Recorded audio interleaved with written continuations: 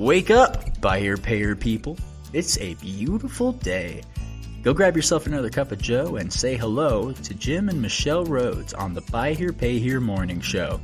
Take it away, you two.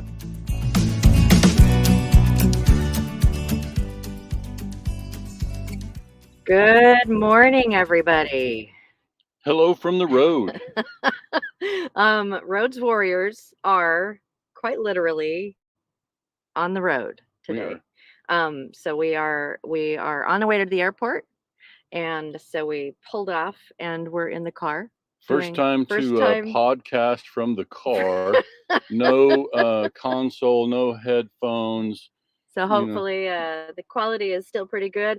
Go ahead and shout out where you guys are listening from, and yeah, we can kind of get started. Good morning. Yeah, let's make sure you're getting good audio. Make sure you're hearing us. So. Yeah, absolutely.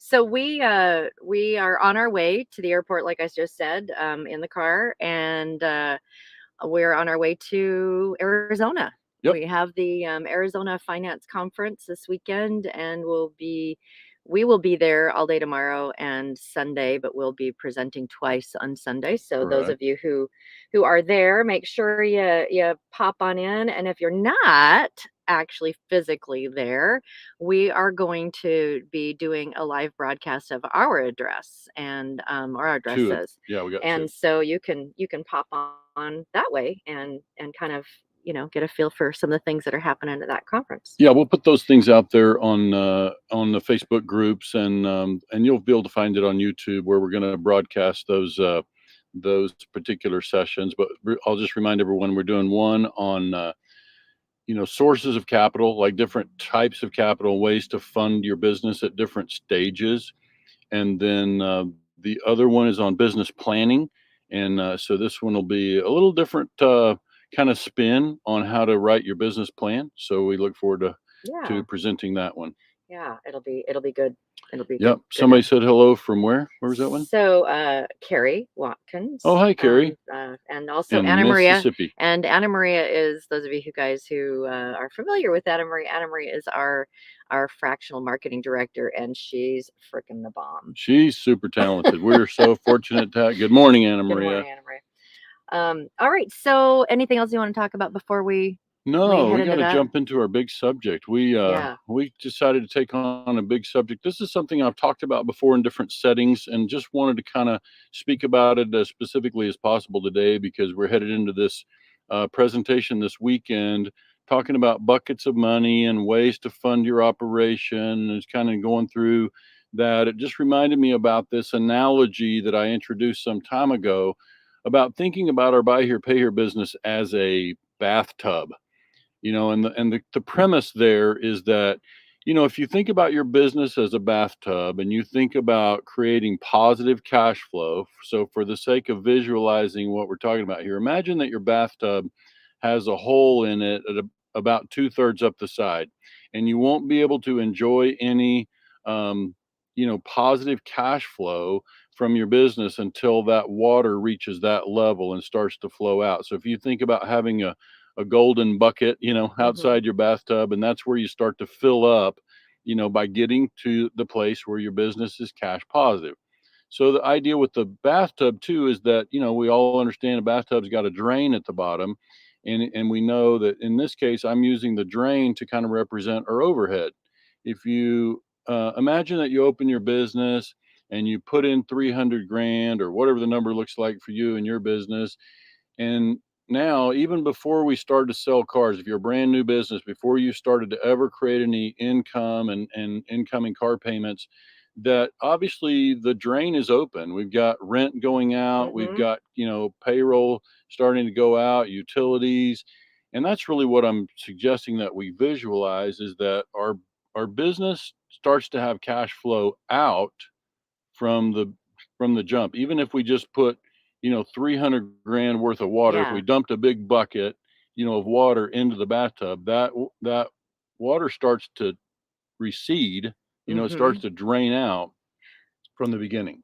And that's actually, everyone starts kind of negative, And it's as we go through and talk to new dealers or people that are thinking about getting into the business, and we run them through cash flow profit forecasting, that many of them might have 250,000 or $500,000 that they want to use to get their business started. And it's interesting to see once we kind of map this out that there's a lot of money that ends up going out at the beginning, and all of the overhead. And so, if all of the different things from rent to utilities to anyone that you're employing as Hmm. well. And then there was another piece that you mentioned too, which is an important piece of overhead, and that is your owner draws and salary.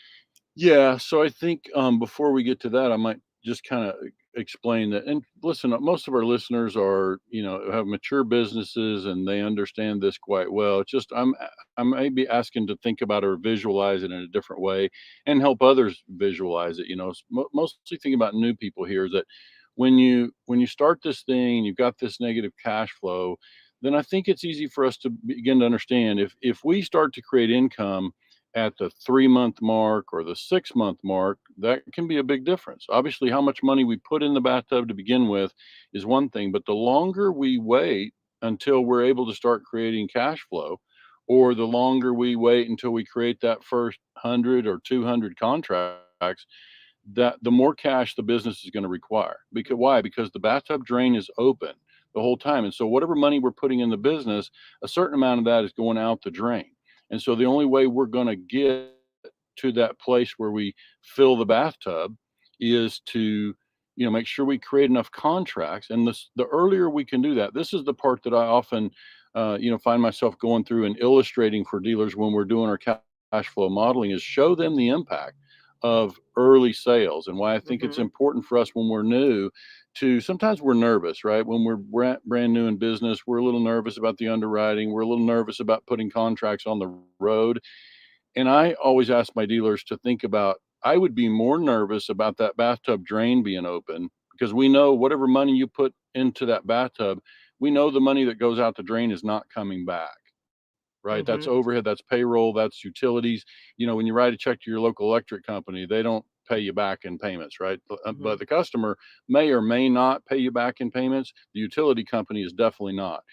So I'm always more nervous about that overhead soaking up too much cash. And I think it's important for us to get comfortable with making some deals, create some contracts, create some cash flow, because we need to make sure that, in a way, we're having our customers, help support that overhead by making their, $450 a month payment or whatever it looks like.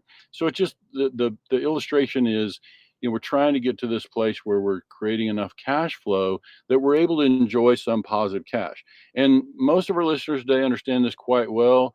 But I would just say it's important to recognize that the difference between profit and cash flow. I'm not talking about profitability. You can be profitable in month number 1 and month number 6 of your business, and that doesn't necessarily mean you're creating positive cash flow. So yeah, it's just important to recognize that what I'm really referring to here, and just by definition, when I'm saying positive cash flow, I'm really typically talking about operationally.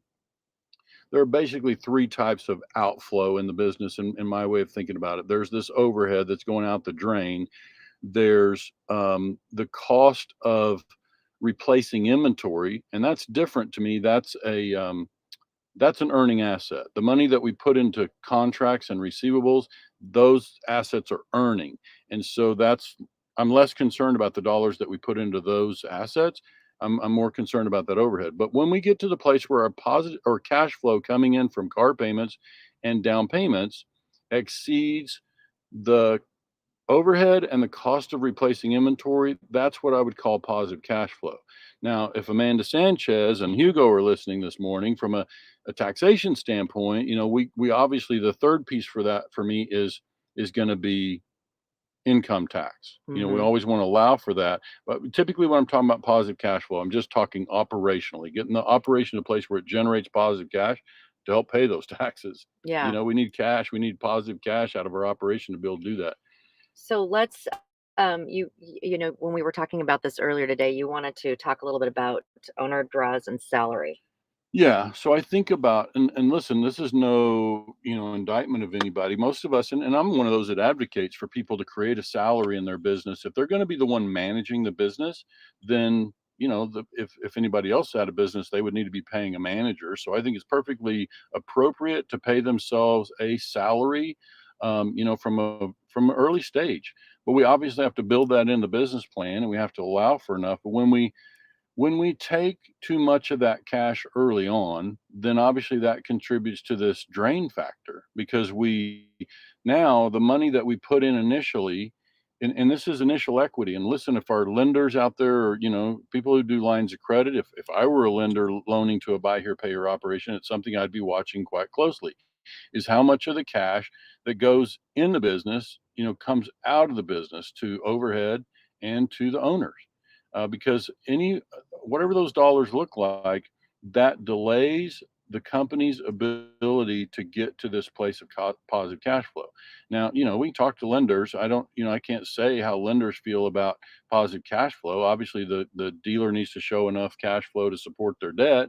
But really, I'm just saying, operationally, I'm always trying to help dealers who are getting in this business find ways to get to positive cash flow, at least on a per location basis. So if you're thinking, I'm going to open and I'm going to have 3 stores or 10 stores, then I would at least be suggesting, let's think about on our first location, let's not open a second location until we're in that positive cash flow So position. that first location is now creating more cash flow than is going out through the drain. Correct. I wanted to ask though, owner draws and salary, it's um seeing cash come in is very attractive. Mhm. And I'm kind of thinking from listening to conversations when we're talking to new dealers is that, dealers, before you decide what your salary or your draw is going to be, is what do you actually just need to be able to live Oh, off yeah. of? Because the more that you can, even if you're seeing that, oh my gosh, we collected, X amount of thousands of dollars this week. And so I really want to go take this trip, or I really want to go do the thing. And it's like all the bills are paid, and we've got this extra cash sitting here. So I'm just gonna take a draw and go to do the thing. Yeah. With the family. But I know that when we've done the profit forecasting, it's like that for that first year, it's really be careful about how much you're pulling out, because until you get enough contracts under your belt, Yeah.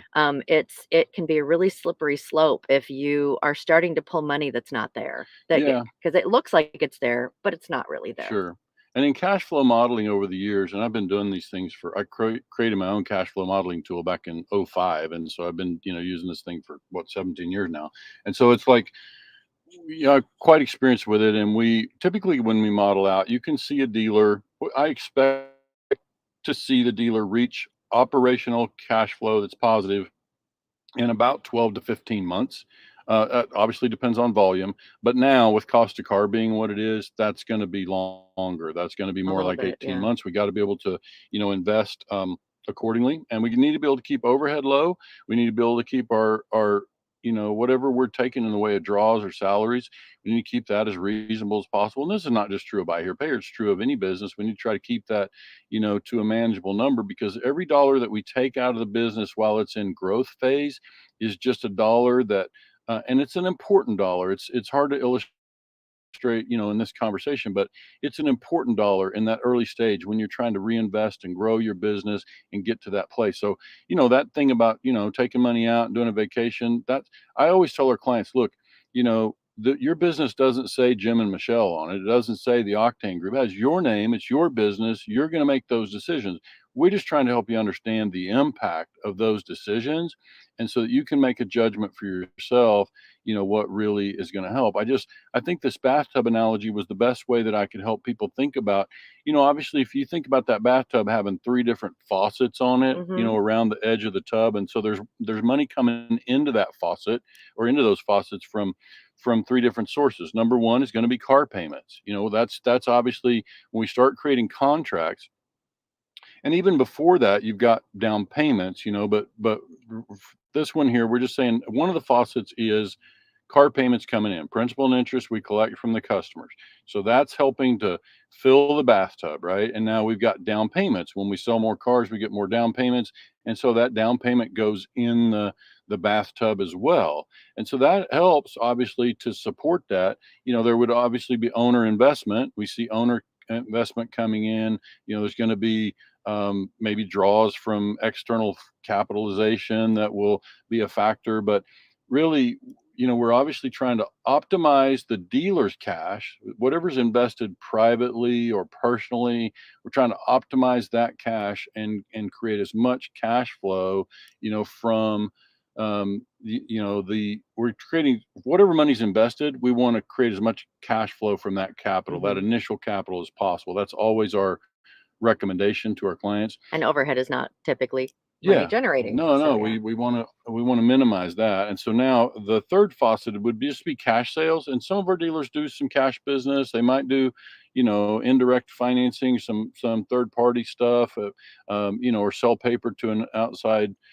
party, but whether even they just sell cash, um, so I'll answer George's question next here, but just to finish the thought on the cash sales, obviously, if we create some cash sales, that profit also helps to go into this bathtub and helps to get there. And George, your question about can everybody see to the screen? It says George is asking, how do you consider inventory replacement in the cash flow model? It is just an outflow category. It's the one that I'm least concerned about, George, because those dollars that we put into inventory are earning assets. So really there's initial inventory, right? And so whatever we spend initially, that is an asset. So I'm less concerned about that. Obviously, if we're buying well, we should be able to liquidate that. It's just choosing to put our cash into inventory instead. So it's still sitting there as a hard asset. But Mhm. then now as you start to create contracts, then where it really belongs in the cash flow model for me is the cost of replacing inventory. If we're selling 20 cars a month or 40 cars a Mhm. month or whatever that pace looks like. And by the way, as you start to visualize this, you see the benefit of being consistent, in that volume. Ideally, we would all be kind of, consistent in what we create or growing, but if we're consistent, then we can kind of know what we need to spend to replace inventory each month. Mhm. And now we can better forecast when we're going to, reach that positive cash flow number and have money coming out of the tub. I wanted to ask, kind of based on what George just asked about the inventory, is that um, part when we're doing the cash flow profit and forecasting, um, that your model is a really big factor in how far your money can go too. Sure. And so there's, we see all kinds of different models of buy here, pay here from, where it's the clunker car to we deal with imports. And so it's mostly, Hmm. some of the higher end cars because their clientele, they're looking at the doctor, the lawyer, or whatever it is that Right. that is a higher end client.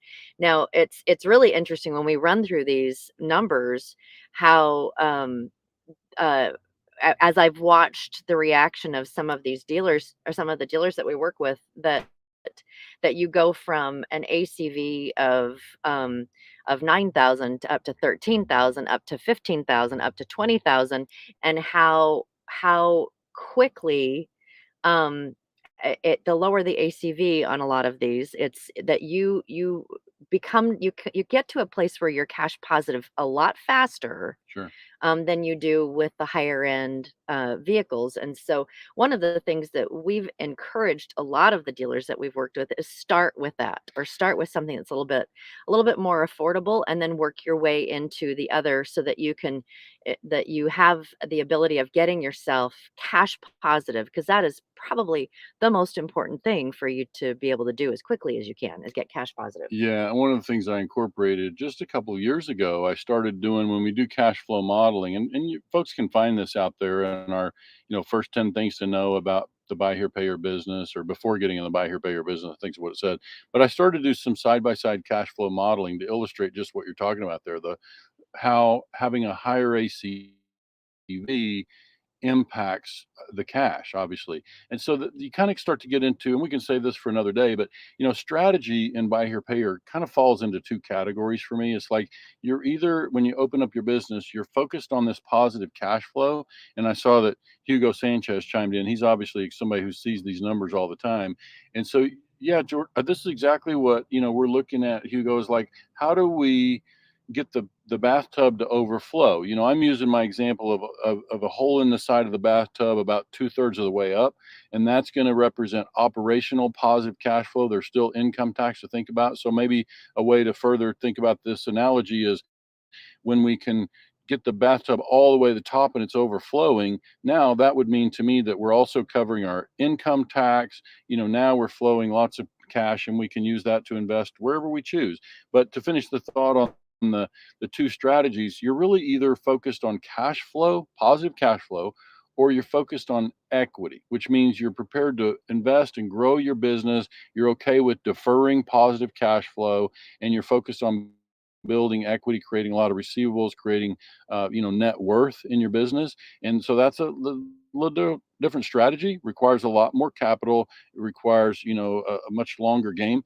And we've all met dealers that have been in this business for many years, still in growth mode, have never seen a positive cash dollar because they're always growing and choosing to reinvest and build. So this is something I think we just all need to think about. This bathtub analogy was just a way for me to help dealers visualize the stuff that we see in spreadsheet form regularly. And I think that the big takeaways for me are always, let's create business. Let's the cost, and I started to call it the volume formula. Like the cost that we suffer by delaying volume is pricey. So it's important of sourcing cash, and of course we'll be speaking on that on Sunday. Is sometimes we have to source external cash, even if it's expensive, because the cost of if we're paying some external source to fund contracts, at least that money is associated with these earning assets. When we pay that money to the utility company, there's It's nothing more not. expensive than Yeah. that money's not coming back. And so when we think about expensive money and buckets of money, yeah, we'd rather not pay for the expensive money when our business is young, or immature. Then but the reality is the cost of not doing business is higher.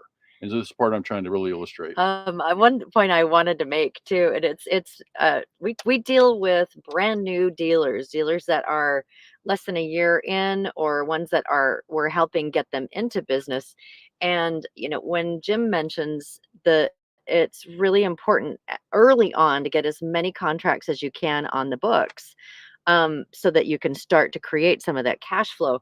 It's when we have a new dealer and they're going through their first dozen or so uh, deals, that, oh my goodness, the amount of nervous, Yeah. because most of the time new dealers are coming from a space where they are what we would consider a or B paper anyway. I Okay. mean, Yeah. they've managed their money well, they've done all the things. And so when they have someone come in, and it's like they know in theory Hmm. that this is a D paper customer, that's Sure. and that they know that in theory, but it's just so funny to me that when they run their first credit pull, Uh-huh. and they're like, "Oh my gosh, Right. they've had a bankruptcy." Right. Or, "Oh my gosh, they've had," and Uh-huh. it's kind of funny to watch their reaction, because they wanna pull the reins back. It's like, this is not a It's good, so true. good risk. And it's like, yeah, this is your customer, and you're gonna see a bankruptcy. You're Yeah. gonna see potentially a repo. You're Right. gonna see charge-offs.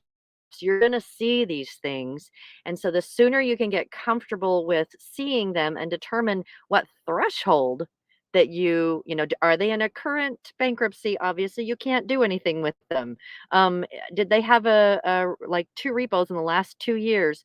That's something you might want to think about. Yeah. But if it's been a year since they had a repo, or it's been 2 years since they've had a repo, then it's like, all right, this is our customer. Our Yeah. customer's going to have this happen. So, those of you who are out there listening right now, just understand that's, it don't be scared. Yeah, yeah, no, it's true. That's an interesting thing that we find ourselves doing early on because, I always say in the old nursery rhyme or whatever, the story of the tortoise and the hare.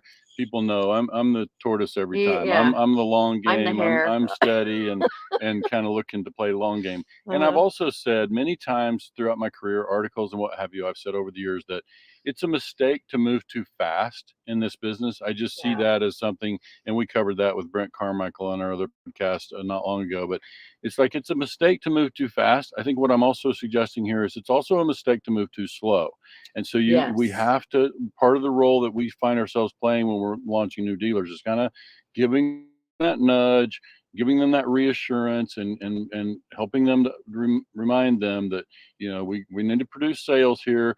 And I always tell them, look, you're probably going to make more mistakes in your first 50 contracts than you will in your second 50 contracts because you're just learning. And because I'm nudging them to create business, you're going to learn as you go. You're going to make some mistakes and you're going to learn as you go. But this is just kind of an illustration here is bath we got to start putting water in that bathtub, Yeah. because if we don't, the money that we invest as dealers is just draining out the bottom. And so this is where we just know that there's a balance that we have to strike, and that really just means creating business and keeping costs down. I mean, what the thing you touched on about cost of car, the reason that we emphasize a low cost car to begin is, whether the dealer's bringing a $500,000 or whatever their own capital is that they're bringing to the equation, we just like to see them optimize. We want to see them create as many contracts as possible from that first investment.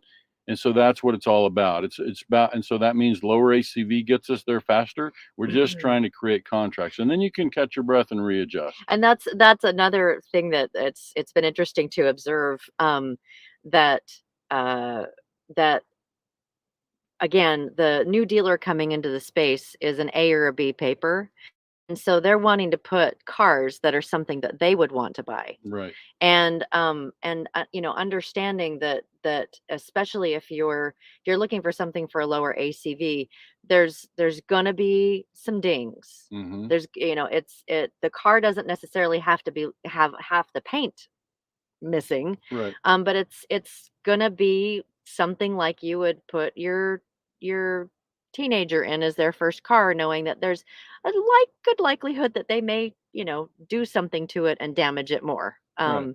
And so yeah, that's another thing that it's been interesting to kind of watch how that the idea of what type of car Mm-hmm. shifts. And it's one of the things that I would be interested to see, and we've been talking about doing, with seeing if some of our clients would be interested in doing kind of a split test. We're all about testing, but if they have a lower and a higher price car, and I think it's red, white, and blue. Oh, the guy in Pennsylvania. Yeah, yeah, that Hmm. he's kind of doing that kind of The model where tiered. it's a tiered pricing. It would just be interesting to me to see, what kind of, if there's any data behind which ones actually create the cash, or what he's selling the most of, Sure. and which Well, ones are yeah, creating it's one best of the cash things we flow. look forward to doing with the nation is helping pull together data Yeah. like that. So, yeah, we should Absolutely. probably wrap up here. We need to get back on Yes. the highway, but Yeah, two things though before we're done. First off is safeguards training. right. It is still not too late. We've a lot of dealers that we have been talking to and been watching things on social media. If you haven't done it, a really easy place to do that is at texasdealereducation.com. Regardless of what state you're Regardless in. of what state you're in, again, Texas has put together something that applies to anyone, anywhere in the country for the safeguards rule training. Hmm. So this again is something all dealers and their teams, anyone that deals with any of the information we want to make sure stays secure, that you need to make sure you do this. And again, it's a need. Hmm. It's not a we don't highly suggest. It's a need. So Yeah. let's make sure we do that. If you are planning on being at the Super Forum, which is coming up here pretty soon, where are we? Right there, right there. Hmm. Um, at the Super Forum, they will be having a one of those modules the Sessions, first right. day, so it's going to be all day on safeguards as there as well. Right. So, if you're going to be at the Super Forum, that's a great place for you to get it taken care of. If you are not, please make sure that you get onto the Texas dealereducation.com and get yourself taken care of and your team as well. And it's really reasonably priced. It doesn't take a ton amount of time, and all the things we've been hearing is that it's relatively easy to get through Hmm. the actual certification. Yep. There's going to be homework, but there's Yep.